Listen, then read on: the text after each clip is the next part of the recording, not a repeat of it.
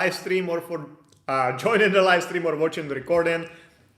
Today is a bit potentially angry in topic, but I will not get too much into politics. I just say one thing, that I don't think people like Donald Trump should be the leaders of societies or states, but obviously 72 million people voted for him, so that's what or whom Americans chose.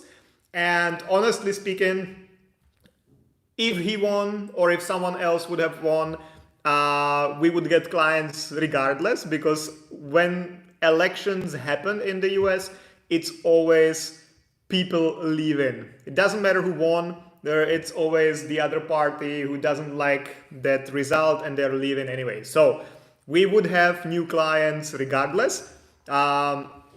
So I want to talk more about not the political side of it, but about the practical visa part of it, because there have been some changes in the immigration processes for Americans, and there are some specifics for Americans in the standard types of visas. So I want to cover this. If you're considering leaving the US, coming to the Czech Republic, coming to Prague, this is your guide. I'll be answering questions at the end, but only questions related to the topic. So visas for Americans. So if you have other questions, please leave them for another live stream where I will be doing live Q&As. In this live stream, I will be happy to answer just questions related to the topic. But let's go right into it. I'll cover a couple topics from the general idea of how visas work. So for American citizens, so the visa-free stay, short-term visas, long-term residence permit, permanent residence permit, citizenships or citizenship. I will take you through everything, and then I will also focus on the most common types of visas for Americans to get, how you can get it. I don't know how long it will be, whatever 60% of battery will allow. So let's go.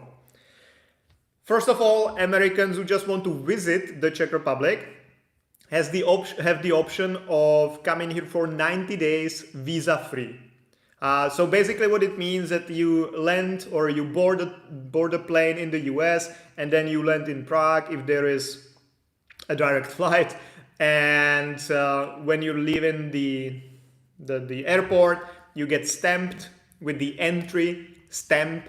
And then that's when your 90 days start counting, so you can be here for the next 90 days.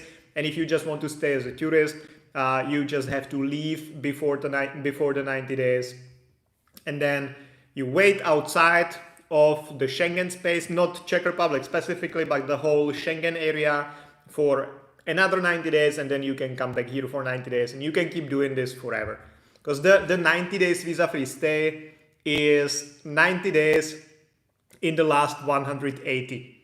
That means that if you spend here full 90 days, you have to leave for 90 days. If you spend here, for example, only 45 days, you can leave for whatever amount of time, and then you can come back for the remaining 45 days.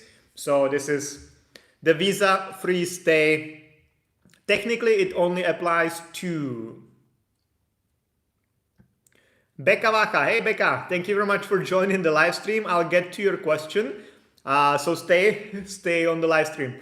But back to the topic. So the visa-free stay is technically only meant for tourism purposes. So if you come here to do business, if you come here to study, even a TEFL program, technically you should get a short-term visa with a specific purpose of stay. In most cases, it doesn't happen because no one really cares. So usually whatever you want to do besides employment, that would be a bit tricky. But if you want to come here just to take care of some business, or if you want to come here for a TEFL program or something, or some other like study purpose shorter than 90 days, usually or most people just do it using the visa-free stay without applying for a short-term visa. This whole system might change soon, because there are two systems that will be introduced. One of them is the ETIAS system, which is the European Travel and Information System, which will work kind of similarly as what we have as Czech citizens when we go to the US. So you will need to get registered in advance. So you will not be able just to like board a plane and fly directly to the Czech Republic. You will need to fill in a form in advance, provide your personal details. The shared EU governments will check you if you're not like a terrorist or if you're not like a criminal and someone they don't want here. And if you're fine, they will provide you with a confirmation that you're good and you can come here for the 90 days. Then the rest is the same. You don't need to get any visa or anything like that, but you will just need to do this pre-registration. Of course, it will be paid, so you will need to pay like $10 or stuff like that. And then the rest will be the same, so you can come without a visa and do whatever you want as a tourist. We don't know when it will start. It was supposed to start many times in the past, but it's been postponed many times as well. As of now, it was postponed to 2025, but when it actually will start, no one knows. So that was the short-term visa and the visa-free stay. Then if you want to stay here long-term, meaning more than 90 days and ideally just like not forever, but for the foreseeable future, you have to apply for a long-term visa or a long-term residence permit. Long-term visa is just a sticker in your passport. I think I have some example here. So it looks like this, which is usually issued and affixed to your passport by some Czech embassy, the embassy where you apply for the visa. Or then you can apply for a residence permit, which is a separate piece of ID like this, like a separate card, size of your driver's license, and it's not directly attached to your passport, it's a separate piece of ID. The visa is directly attached to your passport, it's in your passport. Either of these, either a visa or a residence permit, must always have some official purpose of stay.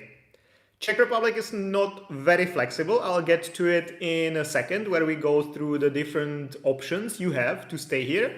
But if you want to move here, you need to have a serious reason. Czech Republic does not really give visas easily. As an American, you are still in the best basket of countries, let's say, probably the best country in the world to get a visa in the Czech Republic. So it's the easiest for you, but it still doesn't mean it will be easy in general and that you will get the visa 100%. You have the highest chances of all the nationalities outside of the EU, but still nothing is like 100% ever in the Czech immigration. The visa, the maximum validity of the visa is 1 year. It cannot really be extended. The maximum validity of the residence permit is 2 or 3 years. It depends on what type of residence permit it is. We'll go through that in a second as well. But then if you've been living here for more than 5 years legally, meaning with a long-term visa or a long-term residence permit, then you can apply for something called a permanent residence permit, which is also a card like this. So it looks the same, it just has different writing there, and it has a completely different status. Basically, a permanent residence permit means that you will never be kicked out. Okay, so that's the second highest thing after having a Czech citizenship is having the permanent residence permit. It also allows you to live in some other EU countries for up to 6 years. It allows you to live in non-EU countries for up to 1 year, I believe, for non-EU citizens or non-EU related citizens. So it gives you a lot of flexibility, and you are that's usually the goal of people to get the permanent residency, because you can, after that you can relax, you know. The previous 5 years is always like renewing every year or two, your residence permit, worrying if it's gonna be denied or approved, or like at least dealing with the immigration, which is a hassle on its own and stress on its own. But after you get the permanent residency, you kind of know that you're good and that you'll never be kicked out. So that's kind of like the goal for most people. But then if you want to take it one step further, you can apply for Czech citizenship, which is generally possible either after 5 years of having the permanent residency or after 10 years in total. So for example, you didn't want to get the permanent residency right after 5 years of being here because you didn't speak the language or whatever. So you were just extending your long-term residence permit 2 years at a time. So you only applied for the permanent residency on your 9th year. So when you get a permanent residency, you can basically just wait a year and then apply for a citizenship. So either 5 years of permanent residency or 10 years in total. In most cases, that's the same thing because you can only get, or in most cases, you can get the permanent residency after 5 years of living here. So 5 years to get the permanent residency and then 5 years off the permanent residency, 10 years in total.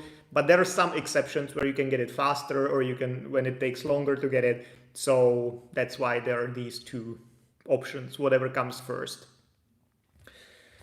And now let's see, I'll answer Becca's question and then I will go to the different purposes of stay to explain what options you have as an American. It's been quite a long intro, like 11 minutes just talking about the general stuff. Sorry for that. I guess most of you already left. But for those of you who stick to the video or who stuck to the video, thank you. And hopefully the second part will be also interesting for you. But let's first answer Becca. What do you say to customs on why you don't have a return flight? Well, they usually don't ask, at least not Americans. Depends on the country, depends on the season, kind of, because, for example, now Germany and France are introducing border checks again, which generally there are no border controls within the Schengen area. That's the main reason for the Schengen area to exist, that you can travel freely without any border controls. But now Germany and France are introducing those again. So they might ask you potentially there, but the easier answer would there be that you have 90 days to be here, you want to travel all around Europe, so you're not sure exactly from where you will fly, so you didn't book the return flight. But again, they usually don't ask, especially not Americans or Canadians for that matter, or Australians, New Zealanders, like these safe nationalities, let's say. So now, back to the presentation here, to the lecture. Becca, you're welcome. You're still here. Thank you. Good to have you here. So now, the purposes of stay. Let's start with the business, the freelancing purpose of stay. Because it's still the most common scenario or way of Americans coming to the Czech Republic. The most common way is that you get TOEFL certified, or of course, if you studied English language at university, that's fine as well. But most people do it the way that they get TOEFL certified and then they apply for a freelance visa as freelance English teachers. It's kind of what the Ministry of the Interior expects you to do. So the approvals are generally kind of straightforward as long as you have all the required documents. You don't say anything stupid at the interview when they ask you questions. And as long as you have some schools arranged and some schools ready to give you a letter saying that they will be happy to work with you once you get the visa, usually it's pretty safe option.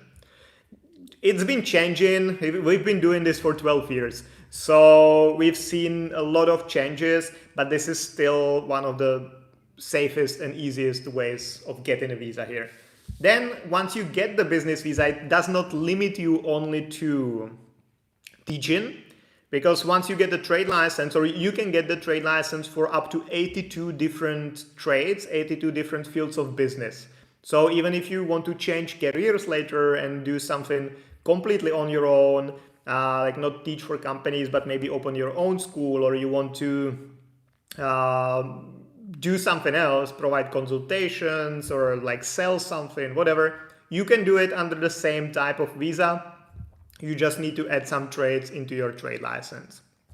So it also gives you a pretty, some or pretty big amount of flexibility. And it's also one of the things what people do when they get retired and they want to get visas here, because we don't officially offer any retirement type of visa or anything like that. So you always need to find some reason to be here, and usually teaching English or running your own business is the way to do it.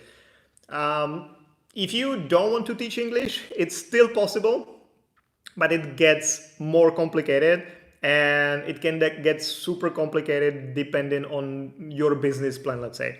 If you want to open a restaurant, that will be super complicated to do as your first visa application. So I would probably not really recommend doing that unless you really have experience opening restaurants, you've been through the process before, you see an opportunity in the Czech Republic and you want to do it here and you know what you're doing, okay, then yes. But if it was just something you were considering to get the visa, that's definitely not the way. Yeah, and anything in between depends exactly. We've done massage studios, we've done like not hotels. It's not a hotel, but something we call it a pension. Like that, it's like a smaller hotel, usually in some like in mountain areas or something. So we call it pension, like a small hotel. So we've done that. We've done a clothes store, secondhand shop. So we've done different things. We've done consultancies for big companies, marketing consultancies. So there are other options as well, but if it's not teaching English, it gets gradually more complicated. Second thing, employment purpose of stay. There are two types basically. One is called an employee card and one is called a blue card. They're technically the same thing. Those are residence permits, the cards, not just the visa stickers in your passport, but residence permit cards based on employment. The difference just is how qualified is your job and how high is your salary. Basically, the employee card is meant for any type of job, any salary level, any education level, anything. You know, it can be anything from a cleaning lady to a director of international company, can be software developer, can be welder, can be whatever. English teacher in high school or something. The blue card has some limitations. The blue card, for example, you must have at least bachelor's degree and your salary must be 1.5 of a Czech national average, which at this point is around 66,000 crowns a month gross. So there are some conditions, but technically it's a very similar thing. It's a residence permit based on employment, local employment in the Czech Republic. One thing which is important here is that in July this year, 2024, Americans and some 8 other nationalities were granted by the Czech government, they were granted free access to the Czech labor market. I've done another video about this topic and we've written an article because it was presented as a big game changer that Americans now can come here freely and they don't need a visa and they can work, all that. It's not exactly like that. You still need a visa or you still need a residence permit to live here. But if you already have a visa, you can also work here, which was not always possible before.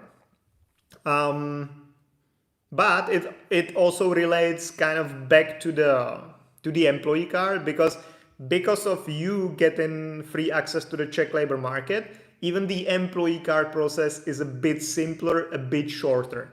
Not much. If it's your first application and you're applying through an embassy, it's not that much simplified, but it helps a bit.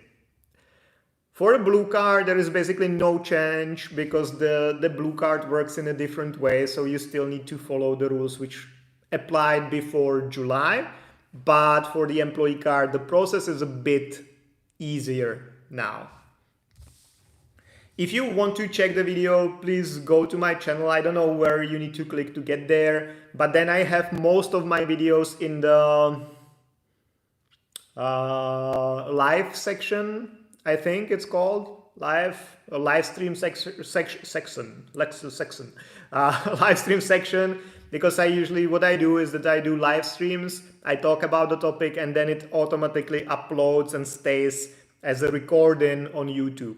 But you don't find it in the videos because those are only videos I specifically uploaded, I shot before and then upload it to YouTube. So sometimes people get in touch and yeah, you only have 6 videos, you had 450 or something, but they are all in the live stream section as recordings. So you find it there, or if you go to our website, movetoprague.com, and just search for free access to the labor market, it will show you the article. Next, family reunification, purpose of stay. And kind of a summary of what I'm talking about, or maybe a bit more information, on the other hand, you can find on the link I've shared in the description of the video. I'm not sure if you can access it now during the live stream, or definitely when the live stream is uploaded. There will be a link describing all the different visa types and everything I've been talking about. So you can go there, and if you prefer reading than watching me speak, you can do it there as well. So family reunification, that cannot be your primary visa application. Kind of makes sense, I think, because if it's family reunification, it means you are reuniting with some family member. Usually it's a husband or spouse in general, or kids, but that's a bit weird. It's usually the other way around, that kids reunite with parents, but that kind of expects the main applicant to already have their visa. So let's say if one of you move first, or even if you want to move together, but one of you has a job and applies for the employee card or a blue card, or they are coming here as English teachers, and you and maybe your kids want to join, you can simply apply for the family reunification type of visa. And as long as the main applicant is approved, the family will be kind of automatically approved as well. Of course, you cannot fuck it up, let's say. There are still ways to get denied, even the family reunification visa or residence permit, but it is significantly difficult to get that done, to get your family reunification denied, because it's a pretty safe application. One thing which sometimes people might confuse with the family reunification is something called a partnership visa or temporary residence permit. But these two, temporary residence permit and the partnership visa, there must be one EU citizen involved. Okay, if we talk about family reunification, it's like all of you are Americans and you want to move here together. So American wife gets a job in the Czech Republic, and then she wants to bring her husband and one child. So in this scenario, the family reunification visa works. The partnership visa or the temporary residence permit expects you to have a spouse or a partner. You don't have to be married for that. You can just be dating each other, but one of you must be from the EU.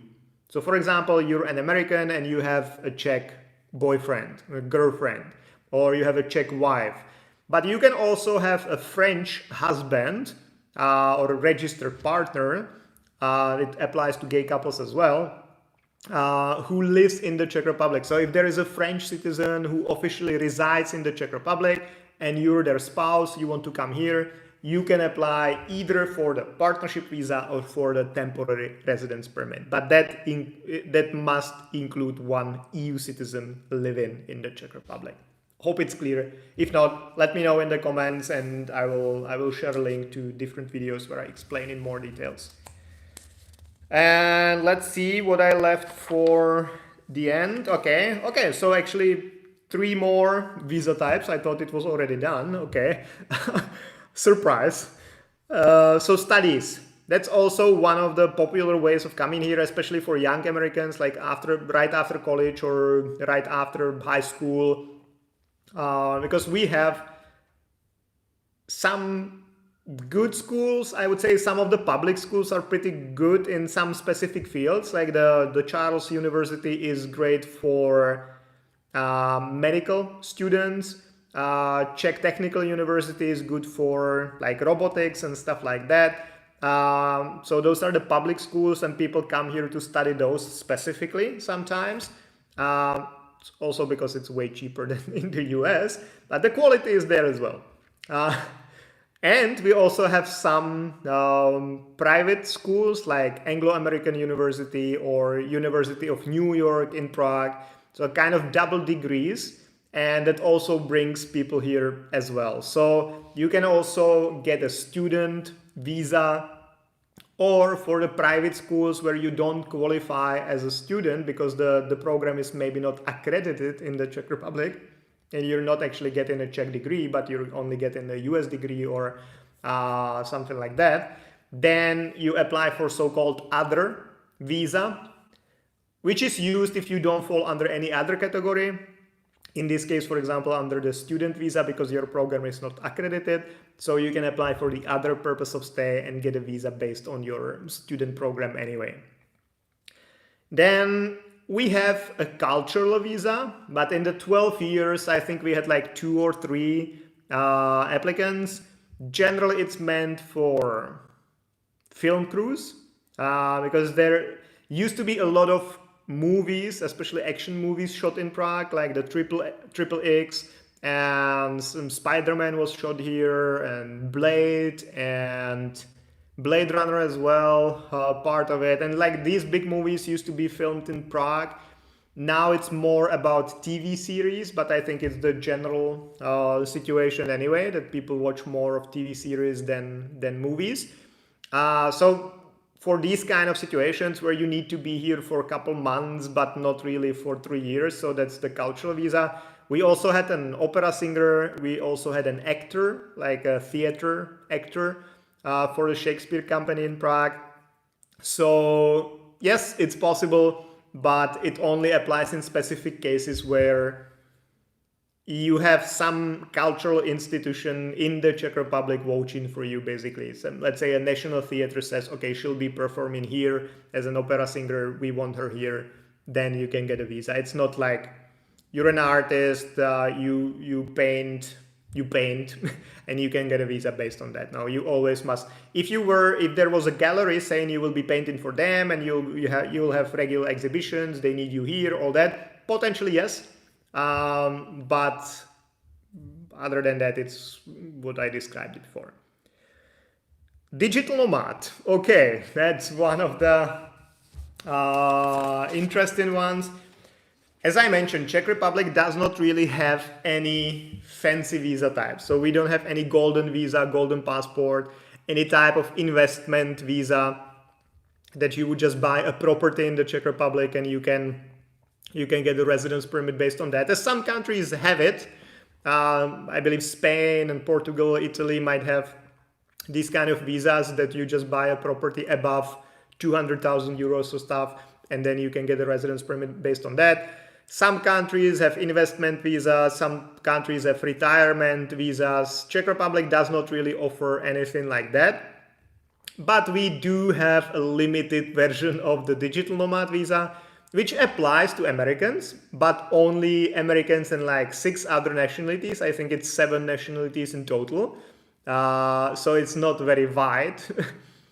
And it only applies to IT, which is not really defined anywhere exactly what it means, but you get the point. It's IT. So like online marketing, for example, doesn't apply to that.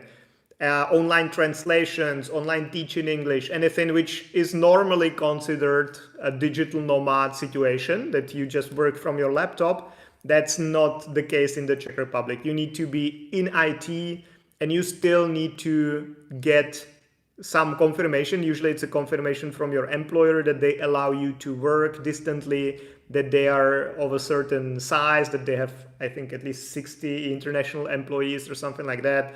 Or that you have a client who will be paying you enough money on monthly basis to stay here. So it's still kind of not super easy to get it. There are still some weird conditions, but we technically do have it. So if you're a software developer, you have one big client, or you are an employee of a company that allows you to work distantly, you can try as well. We've done a couple applications, so it's possible. It's just not like as you see it in some other countries where it applies to all the jobs you can do online. Here it's just IT.